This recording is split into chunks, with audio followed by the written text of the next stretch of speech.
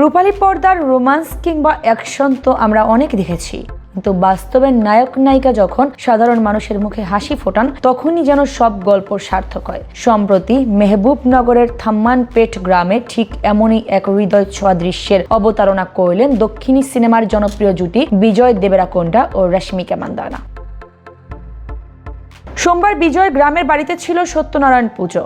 তবে এই নবদম্পতি কেবল আশীর্বাদ নিতেই যাননি, সাথে করে নিয়ে গিয়েছিলেন এক বড় চমক। গ্রামের মানুষের সঙ্গে সৌজন্য বিনিময়ের ফাঁকেই সমাজ সেবার এক উজ্জ্বল দৃষ্টান্ত স্থাপন করলেন এই নবদম্পতি। দেবরাকোন্ডা চ্যারিটেবল ট্রাস্ট এর মাধ্যমে ওই অঞ্চলের 44টি সরকারি স্কুলের নবম ও দশম শ্রেণীর সুবিধা বঞ্চিত শিক্ষার্থীদের জন্য বিশেষ বৃত্তির ঘোষণা দিয়েছেন তারা। আর্থিক অনটনে যেন কোনো মেধাবী শিক্ষার্থীর পড়াশোনা বন্ধ না হয় এবং স্কুল ছুট শিক্ষার্থীর সংখ্যা শূন্যে নামানোর লক্ষ্যেই এই ঘোষণা দিয়েছেন বিজয় রশ্মিকা।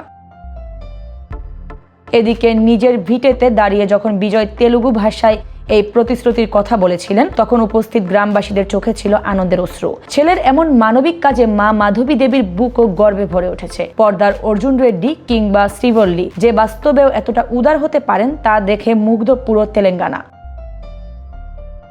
বিজয় রশ্মিকার এই উদ্যোগ প্রমাণ করল তারকা মানে শুধু পর্দায় আলো ছড়ানো নয়, মানুষের মনের অন্ধকার দূর করার নামই হলো প্রকৃত তারকা।